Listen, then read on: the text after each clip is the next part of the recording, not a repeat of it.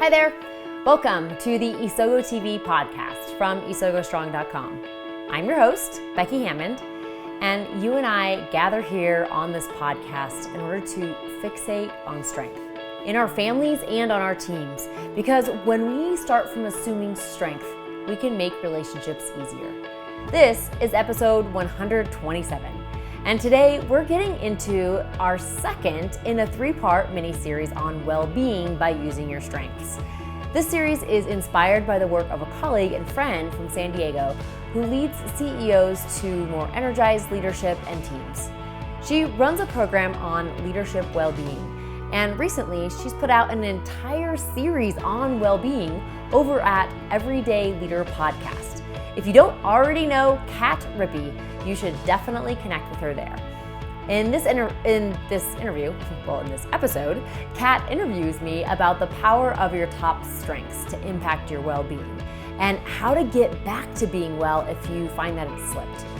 You will hear stories and strategies specifically for leaders and teams to capitalize on your strengths to boost your well-being. So let's dive in. Kat, it's so great to be able to chat with you today. I'm really looking forward to this. It's me as well. It's great to see you in different states and all over the place and in the middle of a really fun season of life. So thanks for taking the time. I've been really talking a lot about well-being, individual well-being, and also workplace well-being as being such a central challenge today, given the world around us, and with leaders and leading teams and everybody working from home and all of these challenging dynamics. And I thought, who better to talk to than Becky to really dive in on, I think, what could be so helpful for everyone to really put down on strengths, and you being the strengths maven that you are. And I know you've been talking to so many people, so many different leaders out there on strengths over the last several months that I thought you ought to have some good insights on what's working, what's not, what are some of those challenges, what are people doing to kind of embrace strengths as a way to get through and also kind of increase their sense of well-being, So thank you for taking the time. I'd love to hear, I don't know if you're ready to just dive in, but I'd love to hear kind of your journey over the last few months and where you've been connecting with people and kind of what you've been seeing. Yeah, well, thank you. Thanks for thinking of me, because I certainly think that, when you talk about like the big picture of well-being, our strengths are something that we can use as a practical tool to really impact it. There's nothing theoretical about it. I guess the strength psychology is theoretical, but then you get into, okay, how do I actually use that? And it is usable, personalized stuff that we can use as leaders and for our teams as we kind of traverse this uncertain time. And I think, Kat, I love that you're doing this series right now, because I think that it would have looked different even 4 months ago, with the beginning of this season of uncertainty. So COVID hits the coast of the US, and all of a sudden we're starting to feel like, oh, this might be more of a big deal than we think. And by the end of March, everyone's life in some way, shape, or form was uprooted. And at the time, it felt very temporary. But now here we are for, how long has it been? 5 months later? And we are feeling like, we might not ever go back to exactly how it used to be. And so this sense of we just have to get through is kind of something that is dissipating, where we're like looking at it in our rearview mirror. And now we're figuring out, okay, well, how do I be well when things continue to be uncertain, when we're definitely not going back to how it was, but we still don't know what we're going back to. And so this concept of well-being in this time, I think, is incredibly important. You asked a little bit about the leaders that I've been talking to and working with over the last few months. I had an opportunity to run a series on my own podcast called Strengths in Crisis. And so got to talk to some really amazing leaders who pretty vulnerably shared what it's been like for them in this season of uncertainty. And then through coaching relationships, coaching clients, been able to see then, okay, as we've pushed past that initial uncertainty, that initial crisis, what does that look like living out in everyday life? So one of the stories that comes to my mind just straight off is from a leader who I've been working with recently in a coaching relationship. And she kind of went into the series of uncertainty with a sense that her strengths were really not a match for her job. And this was pre-uncertainty, right? Like this is pre-COVID, and she was just feeling like, and she leads with a strength. Now, if we're talking Clifton strengths language, which is my comfortable language, she leads with a strength called belief. And belief means that she just has a core sense of values that drive everything that she does. And if her work is not lined up with that, then it's going to feel very frustrating for her, and probably, to be honest, also frustrating for her leadership, the people that she reports to as well, for her team, the people that report to her as well. And so she was just already feeling like, man, this might not be a fit. And then uncertainty struck. They started working from home. There was already a mismatch, a misalignment of the reason she was doing what she was doing and her boss's reason for doing what he was doing. And they were just at odds with each other. And only when she started exploring this problem through the lens of her strengths was she able to make some progress on that. And in the end, what she discovered and did was she said, I can't change jobs right now, just from a variety of living situation purposes. And she said, she did some soul searching and said, I just need to get this belief strength met from outside my work, from a different place. I have to realize that I'm not going to change my boss's mind. I'm not changing my mind. And so where else can I get this fed? Where else can I align my values and my beliefs with what's going on in my life so that I can let go of it in my professional and my career environment? I think, we had met maybe 2 or 3 times, and it was as if life had completely flipped, because she realized, like, oh, this is the source of my strife, and this is a way that I can figure out how to get past it. And so she instantly felt another entirely increased sense of well-being as she just tweaked that one little thing with her strengths. Well, that's great.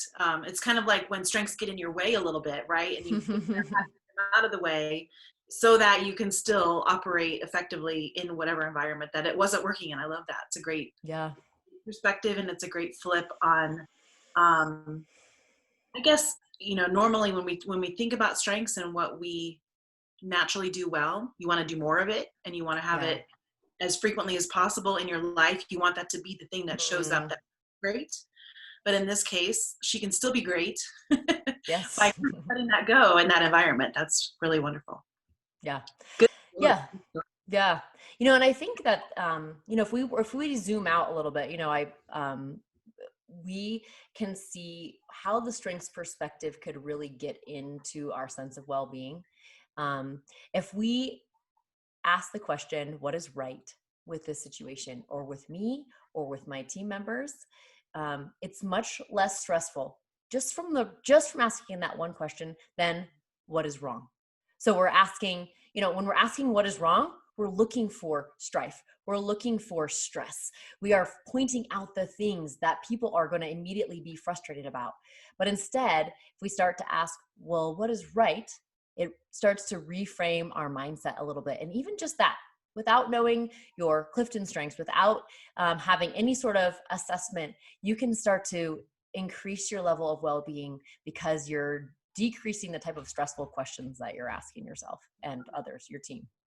And that's a good one too. Just kind of really thinking about how you frame things, or how you enter into the thinking about them, or the conversation you're going to have about them, or obviously when you're digging into solutions, I think that's always been a really helpful tool to say, well, what is going right and how can we borrow from that and plug it in over here?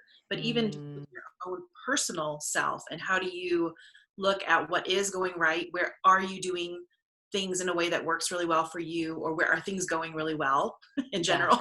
Yes, Right in now, general. like what's Uh, going well I today? was going to say, are there any things that are going well? Yeah. And then figuring out kind of how to have those. And also, I think in maybe, and we might dig into this a little bit more, I'm not sure, but with our lives kind of converging right now with that, finding these boundaries or pockets, maybe it's pockets in terms of where you can have the experience you have, where you can feel good about what you're doing, right? For Yeah. some people, it might be exercise. For other people, it might be actually hunkering down and getting some solid work production done. For others, it might be loving on the kids and giving them attention, whatever the thing is, Yeah. or the things are. Where can you find those pockets? Because it doesn't have to be all the time, everywhere for everything, right? Yeah, definitely. Yeah, I think one of the things that that makes me think of as you share that is that our strengths give us clues to our deepest psychological and emotional needs, and where that comes in here is that when you can identify what those needs are and see that they're not being met, you have like a pathway to figure out why you're overwhelmed, why you're stressed, why you feel less energy, why you don't feel an overall sense of well-being. So for example, let's say, well, here, I'll give you an example from my own life. We're all working from home these days. I actually have been working from home mostly, even previous to the coronavirus. But now my husband's working from home. We're all just, home together. And the other day I was walking through the house and I was, which is also the office, and I was feeling like just kind of this deep sense of overwhelm. Like, whoa, I do not know what just hit me, but something hit me. And when you talk about like having reserves or your tank being full, like I felt depleted. Like I just felt like, man, what's the next step at home? What's the next step at work? I'm not quite sure. And as I walked back through the house, I looked around and I was like, okay, if I'm going to think about, what reserves do I have? What buckets do I have in order to fill this back up? I look at my strengths: achiever, arranger, learner, belief, connectedness. And I was like, okay, what can I use? Like what one of these is going to help me fill that bucket again? And when I looked around the house, I see disaster everywhere I look. I'm like, okay, arranger thrives in organized, like flexible organization. And so for me, that means that when spaces are clear, my mind feels more clear. And so even though I kind of felt like just slouching down on the couch, I instead went over to the couch and, made sure all the cushions were in the right places. And I started, just putting stacks of paper in one stack instead of 20 stacks. And just kind of really quickly, it probably took me less than 10 minutes. And by the time I was done with that, I turned back around and I looked at what, I had done through this kind of capitalizing on this arranger strength. And I realized that I had returned a sense of energy. Like I just felt better because I was able to, because I had filled my bucket. I had I recognized my needs, and then I had filled my bucket back up by doing something that would meet those needs. And that particular one was arranger, probably a little discipline as well. I know you have arranger, but not discipline, and it might look a little different. It's funny. But for me, I also have a need, I think a combination of my strengths together need a creative outlet. So for me, sometimes that I need a feeling that I got something done and I have the space to be creative, or I don't have the need for a lack of clutter as much as some people do, but it always can be helpful. But I think also for me, I'm heavy on strategic and also idea and futuristic, by the way. which right now is a little tough. But Yes. but those are very big thinking strengths. So for me, it can be, I do need some time alone in a space where I can be thoughtful, or where I can kind of read through, Totally. whether it's helpful magazines or something like that, or Yeah. trade journals, right? Right. Or even going through LinkedIn has been a great resource for Hmm. just tabs on what's going on in industries and in different business environments and all of that. And so then I kind of feel like I have a sense of what's going on that fuels my brain. So I think it's the same thing with regards to fuel or energy. Where do Yeah. you, when you are running low, or when you are just scrambled, there's so many opportunities in front Yeah. of you. Which one do you pick, or where do you go first? Really thinking about what's going to give me the most energy and what's going to help me show Mm. up the best. Doing that one first is always going to help then get through the rest of them, or show up best for whoever it is that's needing you, or even make decisions, right? How can Yeah. you get to a point where you can make some really good decisions? Sometimes you have to do that energy filler stuff first. So I Yeah. think that can be really cool. Yeah. Yeah. And I think people are getting stuck too. I think this is where, I can easily say, look at your strengths and just figure out which one to fill your bucket and go do it. But I think right now, when times are so different than we are used to, leaders are telling me that they're feeling stuck even in their strengths. Like, um, you and I have a mutual colleague who shared that she feels like her strategic strength was like in the mud, like covered up completely, because in her usual life, she's able to kind of plot out and plan and see what's next. And she can kind of, like, if you think of like strategic strength as being like a frog on one side of a pond, and then you can like see to the other side of the pond, and you can see all the lily pads that you want to jump on all the way across. It's like there was a fog over the pond, right? Because now the things that you thought were sure are no longer sure.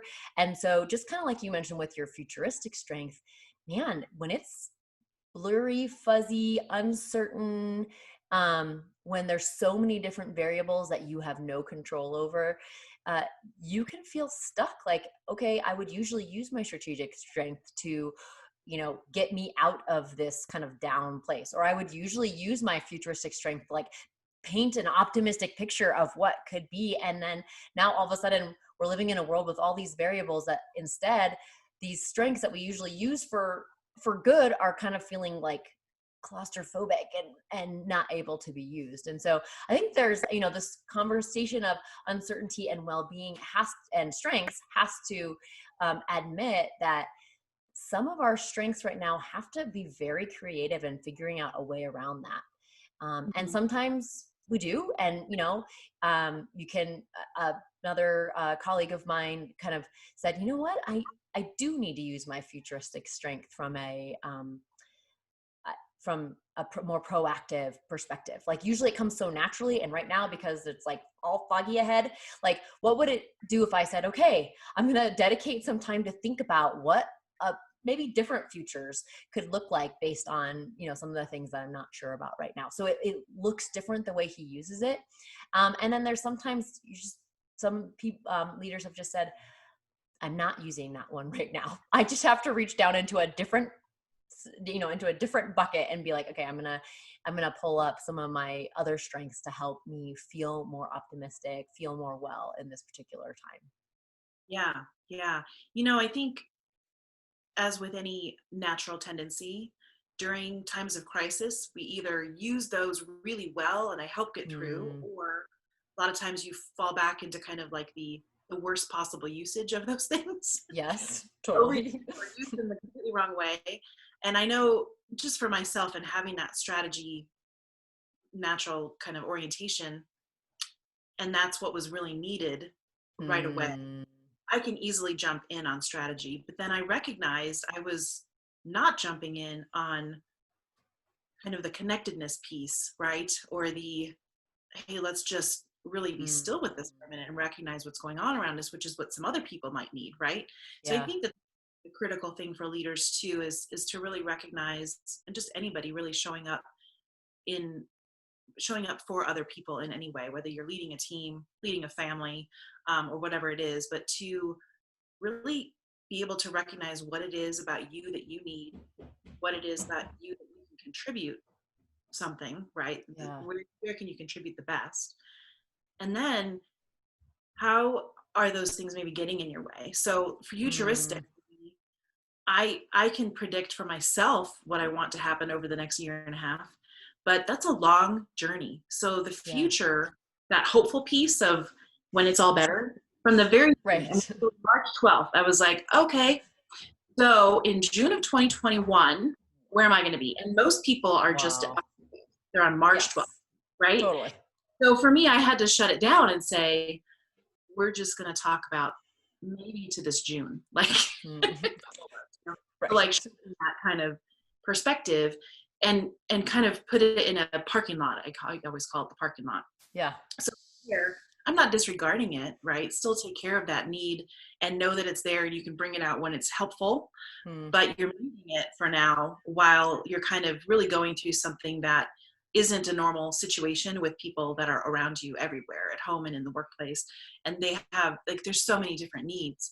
But I think the other piece of it is being able to have knowledge of what the other strengths and talents are around you, right? Mm. Which, by the way, like you said, really represents their needs too. So Yeah. how can you help them? How can you be aware of who you could tap into? Or if you see somebody kind of fallen off a little bit or super stressed out, maybe they're, I definitely have had a few clients where there's been people lashing out or shutting down completely, non-responsive. Mm. Even my children's teacher actually was talking about how many kids just weren't showing up for a while on Uh, the virtual classrooms, and understanding kind of what's going on there, and how do you dive in to help somebody understand how they can bring themselves back out a little bit too. yeah. Yeah, totally. I mean, as a leader, one of the best things that you can do during this time, I mean, during any time, but especially during this time, is provide individualization and flexibility. And the best way to do that is by understanding what they need. And a shortcut to that is understanding what their strengths are. You can ask your team, what do you need? But I think it's a very difficult question to ask because our minds, and to answer, our minds immediately go to, well, I need, more sleep, or I need, I need you to give me less work to do. Well, oftentimes those things um, aren't really possible, right? I mean, sometimes maybe we can adjust things because the workload is too great. But most of the time, if you as a leader can help them kind of walk through with a language that makes sense to them, um, what they might need, then you're going to be extremely successful, and they're going to be much more motivated to get on board and not feel so overwhelmed because you're going to have helped them fill their bucket. I really like that. Do you mind pausing for a minute and kind of playing with that a little bit Yes, more? Because sure. I think it's so practical, and I think it's exactly where people get stuck. We've been using actual strengths language from the Clifton Strengths Finder, which, by the way, not everybody has that either. Yep. That can be helpful as a language where you can then pick up, the nuanced differences between people given the actual words that describe their strengths. Right. But if you don't have that, rather than just saying, what do you need? How would you ask somebody to really dive in? How would you help clarify what it is that they need with them? Yeah. I think one of the places that I always go is your source of energy.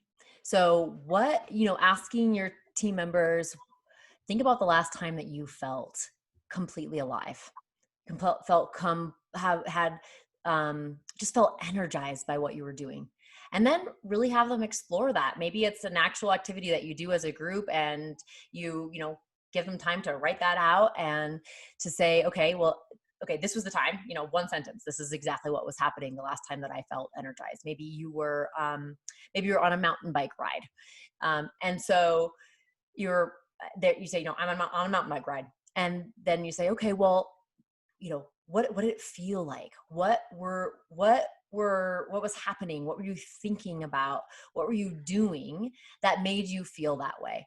And so on this mountain bike example, maybe you were with a best friend. Maybe you were outdoors and you had time to think. Maybe you just needed to move your body because you realized you had come off of a time of, sitting on the couch or sitting in front of your desk for a week. And you start to have them kind of narrow in on those feelings and those behaviors and the people that were there. And that starts to get at the bottom of, why did that feel so good? Because, so in this example of mountain biking, it felt so good because I was with a best friend. Well, maybe that's really important to you. Maybe it's really important to your team, to that team member, that they have someone that they feel like is a best friend at work. Or if it's not at work, that they have time to be able to invest in those best friends. And so some way that you as a team, as a leader, might be able to help that person is help them, figure out, okay, well, like, tell me about your weekend. What'd you do? Like, did you have time to spend with your friends? And for somebody like me who doesn't have that strength, it kind of feels a little bit like wishy-washy, cheesy, like, okay, that's like, does that really matter? Yes. Like, for people who have relationships at their core, if they do not have that, they're not going to show up and thrive. They're not going to be well. They're not going to be able to give their best to you or to the organization either. And so that's why you're asking them their most energized moment and trying to get to the bottom of that. On the other hand, if it was like, I just loved mountain biking because I had time to think, then you're going to get a different clue about what they need. And in this fast-paced environment where things are changing and things are very uncertain, people who need time to think, you got to give them that time, and they are going to thrive if you do. And in the same way, as someone who lights up with relationships, if you help them figure out kind of that they need that and how to get that, if you give somebody who needs time to think, they're going to show up and be motivated and feel more well overall. And in the end, it's going to, make an impact on your team, on your bottom line, on your ease in your role as a leader as well, because they're going to like what they do more. They're going to feel more satisfied with what they're doing. Yeah, definitely. I really like how you walked kind of through that conversation where it's really digging in, because I think so many times we do get that answer. The mountain bike, it's always something that's not work related, really. I mean, unless Right. it's Usually, yes. right. And they're like, if I could work more, that'd be great. And then just be alone for work. That's like the perfect You're answer, like, right? done. I know how to meet that need. Thank you very much. The rest of it really is digging and kind of thinking through maybe like the W questions, who, what, why, when, where, if that gets you. Yep. Mm-hmm. But I love that you could show there's 2 or 3 or 5 different potential like real benefits to something that somebody's getting out of an experience. And I can get something completely different out of that bike ride than you would. Right. But it's what they're getting out of it. And I think that's critical too. I mean, I've worked with so many, especially actually both male and female leaders who ended up with some kind of an injury and couldn't do their normal exercise. And exercise is a huge thing for a lot of people. But understanding what it was they were getting out of it, in addition to the physical piece, right? Which Totally. you replace in some way as well. But there's a lot more to it as well. Did they ride alone? Did they ride with friends? I had a really good colleague who would ride with a whole group every year. And had to take a whole year off from that, so then she found a way to do anyway. She didn't get to ride. She got the relationship fulfillment. So I think figuring out what it is that gets you that level of fulfillment in the activity you choose, you can always find another activity that's so that true. can give that same kind of end result. It's perfect. I love it. It's great. Yeah.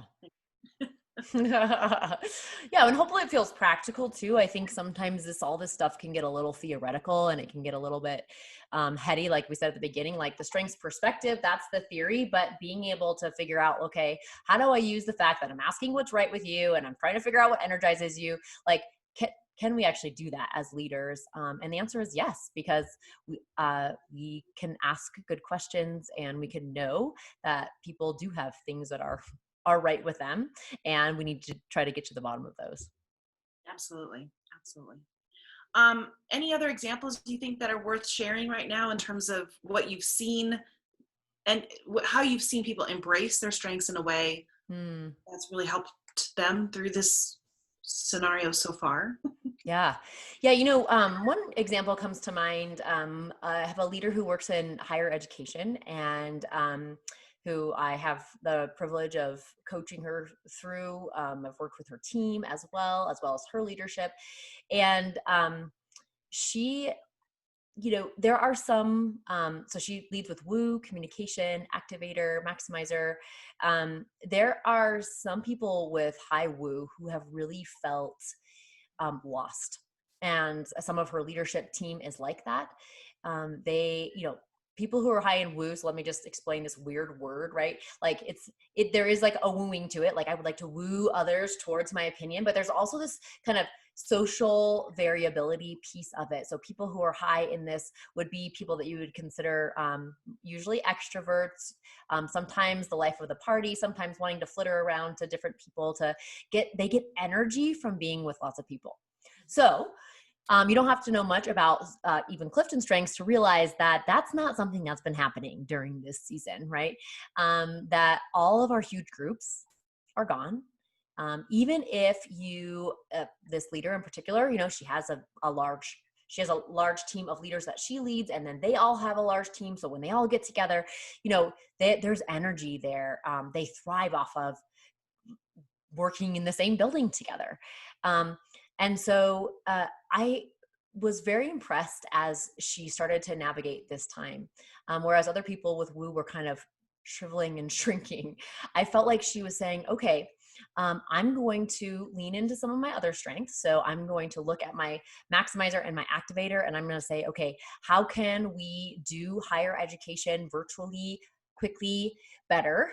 But not so much better, when you think about like having a volume dial, like not so high that we can't move on it. So bringing activator in there as well. And then she started to explore creative ways that she could meet the needs of her woo strength, the social need. And she started to have regular huddles with her team. She had regular kind of one-on-one meetings with her team. And this was a regular practice for her. This doesn't seem like, novel leadership practice to have one-on-one meetings, right? But whereas they were every 2 weeks, now they were at least every week. And giving a permission to say like, hey, we don't see each other face to face.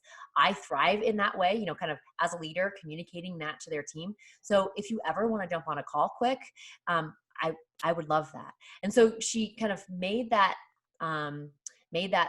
needs of her strengths known to her team, and then set up ways to be able to try to feed that while turning up the volume on some of our other strengths. So I just feel like that she was a leader who was very intentional about her energy and about her well-being by understanding how to move the different levers and the different volumes on her strengths, recognizing that a lot has changed and it's going to change the way that her strengths come out and the way that she's able to use them to be successful, unlike she was successful 6 or 7 months ago.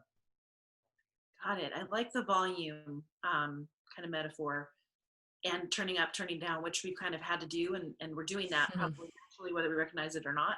But True. really taking a look at uh, where you have an opportunity to either leverage another strength or even do things a little bit differently. So I know at the beginning, people were able to kind of maybe get a little bit more out of the Zoom happy hours and all of that. And then Right. as time gone on, we had a family call, which at the beginning I was like, why haven't we been doing this the whole time? Totally. We're all over the press. Why are we not doing this? And then little by little, it kind of fell off, and now we're trying to do it once a month. Can we rally everybody once a month and keep it going? But even finding ways to be interactive like if you're physically in the same vicinity with my kids, we finally, this is a while ago, because now we can actually see people in person, but it was like going to the driveways, you stay in the car and you can interact with somebody physically, which made a big difference, right? So again, back to your earlier comment about the buckets too, where can you how can you get that bucket filled in whatever way that you can. It might not be in the workplace right now. Yeah. So can you get it in your own community, or can you get it with your family? How can you kind of kindle some new fuel in a new Yeah. place that's a Totally. little than it had been before. So I love that. And I love that we're all, I mean, I think at the beginning it showed up like in the bread making, and Right. Right. Totally. you always wanted to do, but you never got to, or whatever. But that was kind of I don't know, those were fun things to do. And maybe some of that was really important for the strengths of people who are doing Right. that. But very similarly, there's other things we can do with our strengths where we can use them in different ways. We just haven't been called to do so, So now is an Yeah. opportunity, kind of those new spaces, or even in organizations. I've had a few clients where they've had, strengths come out differently in different environments. So some people have really thrived in different ways in these home environments where they've been Mm, able to bring their strengths into play differently than they had in a room with a bunch of people. yeah. In terms of organizing things, in terms of keeping people in I want to say in communication, but also Yeah. in kind of collecting information. Hmm. I've seen a lot of leaders really step up. You had mentioned asking questions about individual, or Yeah. making things more individualized, right? And really Yeah. meeting people. We're making a lot of effort on that in a lot of different organizations that I've been working with, where people's needs are being met individually. Right. And then as we're going back into the workplace, where some people are in and some people aren't, there's been some variability there. I've been kind of watching that to see how do you manage that when you're kind of in and out, as opposed Right. to just, you know, because Totally. individualization, I think, is one of the hardest things for leaders. When you have a huge team, how do you really help connect with each individual with what they need? And that's been the challenge well before COVID, right? Yeah. Yeah. Yeah. And that's where some sort of assessment, whether it's Clifton Strengths or it's DISC, I know that you're really familiar with that and believe in it. And whatever it is that as a leader can help give you a shortcut, because the truth is, and the research comes out of Gallup that says the best managers are those who individualize. And so how much more so in crisis than in just regular time? But that individualization, like you said, can be tricky. And so if you don't have a shortcut or a tool, then yeah, I think it can feel kind of overwhelming to enter into that level of creativity, because it gives your brain a workout, for sure. Yeah, I think it's really important to recognize the positive impacts of focusing on strengths and really connecting Mm, people at that level. So if you're leading a team and you have 10 people, it's having, it doesn't have to be individual conversations, it can be all as a group, but giving people an yeah. opportunity to really talk about, where do you come alive? Where do you Mm, have your best? Where are you most productive? What are you doing? What are you working on? And where are you when you're doing it, right? yeah, Um, when you get your best ideas, or when you're able to contribute from when you make your best decisions, right? Or when you feel like things are in the flow, totally. have those conversations with people helps. First of all, who doesn't love to talk about what makes them awesome? Right. Totally. You might not think you do, but just get you started and you do. And then to be able to figure out a way collectively to make that show up in your work environment, when now is a great time to be thinking about how to do things a little bit differently so that they can be better for everyone, um, that's going to help the collective well-being of the workplace. So I think looking at it from an individual perspective, me and Hmm. my well-being, how am I managing that? How can I leverage my strengths to keep me feeling good, to keep me being productive, right? Taking care of Yeah, myself, being focused, being able to get things done, being able to really get through this time in a really positive, healthy way. But then yeah, most importantly, how do I do that with everyone around me as well? Especially totally. how do we keep everyone really in tune with how they're showing up now, and not expecting everybody to be the same as they were, every moment to moment during your day, and in all the work that you're doing, and how you're interacting with customers or Yeah. people in the workplace. It's all so Hmm. different than it was before. So we have to make room for us to show up in different ways as well. And I don't know about you, Becky, but I have yet to read any literature or any research that doesn't say the thing people want most is time with their boss, right? So Yeah. conversations, there's some kind of interaction with the person that really evaluates and judges and benefits from the work that they're doing the most is a really huge benefit to people. And right now is really important to be doing that. Yeah, totally. I love the line of questioning that you were saying are real practical things that leaders can do. One of the leaders I was working with recently said that one of her favorite questions to ask of her team, that just doesn't have anything to do with an assessment or anything, was, what is it that you wish people would ask more of from you? And she said that uh, the the energy in the room just kind of like just continued to rise as people started talking. And she's like, I discovered things that I never knew about them. She's like, I consider myself somebody who knows my team pretty well. I didn't know that, so and so wanted to, really wish that someone would come to them for editing, or, whatever the particular activity was. They just, she's just like, I didn't know those things. And yet now we've had that conversation. They feel more energized because they feel like, ooh, maybe someone will actually ask me to do something that I really want to do. And she has this like little stash of kind of energy boosters that she can do to not only get more things done in their organization, but also to help feed the motivation and the energy of the people that work for her. So yeah, the power of asking those good questions that get to individual strengths is pretty phenomenal. Yeah. Yeah. It's a payoff all around, really. Hmm. Yes, it is. Exactly. The impact is huge for you and for your team and your organization. Win, win, win. Let's just call it done, right? Exactly. Yeah, I think that one actually is a great one for kind of reshaping how work gets done right now, because Mm, a lot of people are feeling overwhelmed, overburdened with the volume of work they have, or the things they have to get done and how they get them done.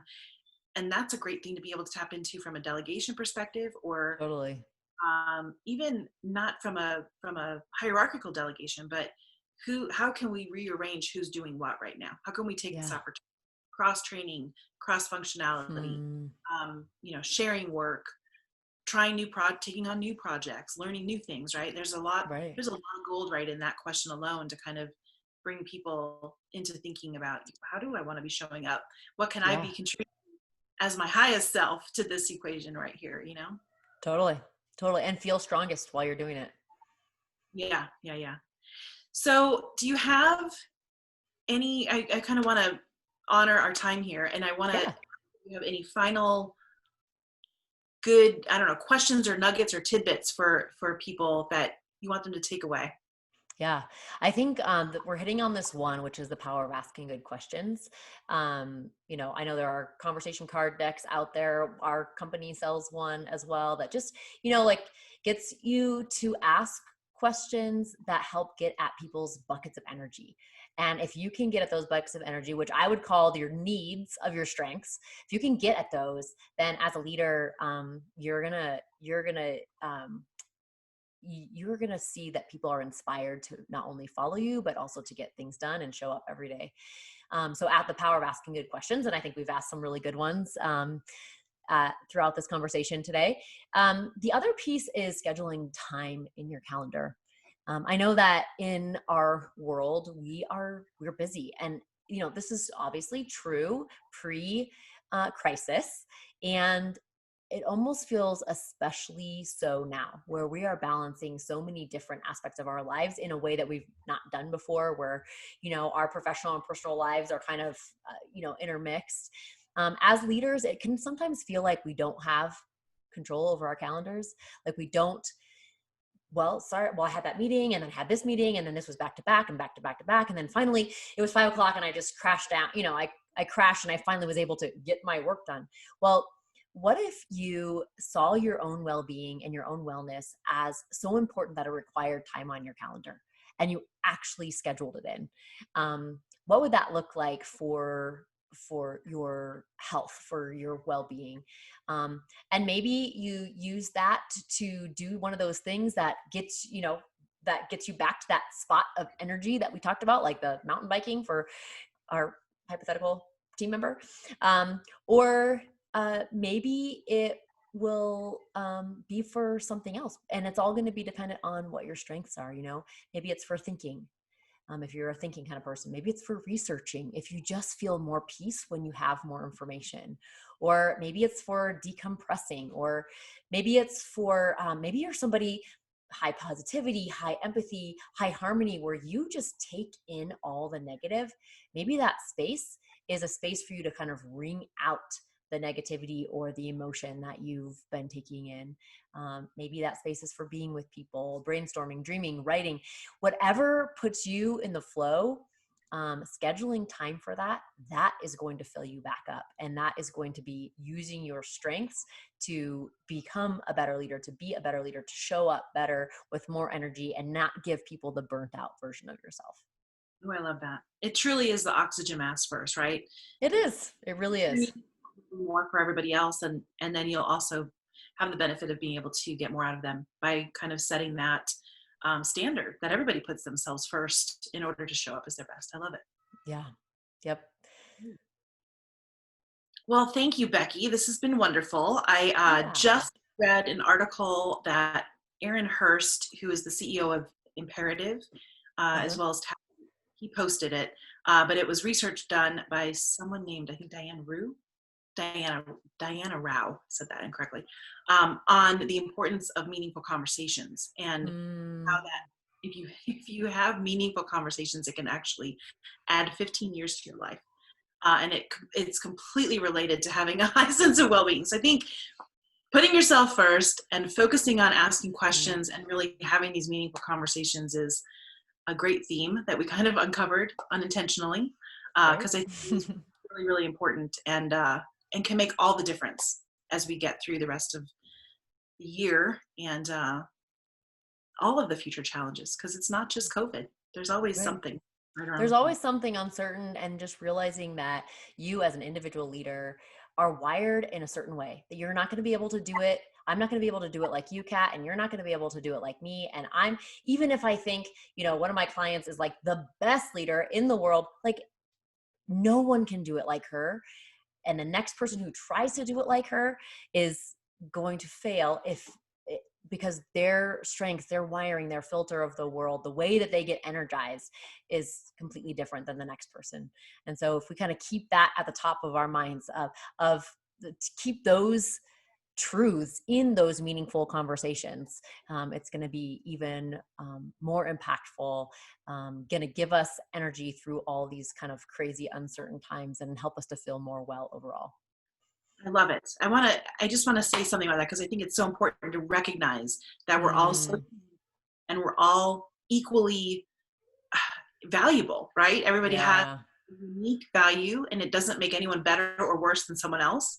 But knowing that, understanding what it is, and being able to speak to it is huge. So for leaders and then everybody on their team also to be able to be honest and authentic about who they are, what they need, what they aren't, right? That's part of it. Yep. I'm not going to be real good at this moment, and I'm sorry. Sometimes all you can say, right? But at least, and people can't get frustrated if they know who you are and who you aren't. So Yep. It goes back to us saying that, when we ask what's right, it's much less stressful than when we ask what's wrong. And so if we can have that perspective and that paradigm, then we're going to feel more well overall. Awesome. All right. Well, thank you so much for taking the time. Let you go. Yes. And I'm sure we'll be back talking about strengths again as we go through all of the wonderful challenges, both at home and at work. Kind of tap into the at-home piece, because that's kind of everything right now. Yes, that is true. It's all one thing. So I look forward to that conversation as well. Thanks, Kat. Thanks for having me on. Okay, bye.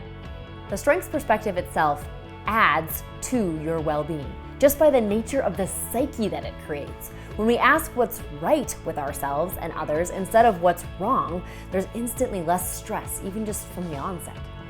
A big shout out to Kat for the interview today. Definitely check out Everyday Leader Podcast at energizeleadership.com for her entire series on well-being. And stay tuned next week for the final podcast in our Wellbeing mini-series here on Isogo TV.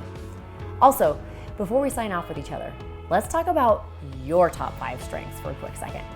If you don't know your top 5 Clifton strengths from the Strengths Finder yet, or if you do know them or you think they're in a drawer somewhere, but you haven't really done too much with them yet, these truly can be your keys to well-being during this time. I'd love to help give you a jumpstart as your virtual coach. In an email coaching series from me called Strength Startup, you'll get insights into your talents and strengths, as well as some action that you can take to make relationships easier around you, in stress and beyond. So if you go over to isogostrong.com/strength startup, you can check it out. There are 2 options. One if you already know your top 5 strengths, and one if you have yet to discover them. So you can choose the track that's best for you. And also, please check out this discount. Since you are here in the Isogo TV community today, there's a code, VirtualCoach5 for $5 off. That's VirtualCoach and the number 5 for $5 off. I'd be honored to get a chance to get to know you and help you get a kickstart to greater well-being through your top 5 strengths. Because you and your strengths really do have the power to make a ripple effect in your family, on your team, and across the entire world. The world needs your strengths. So learn them, love them, and live them in your own circles of influence. Until next time on Isogo TV.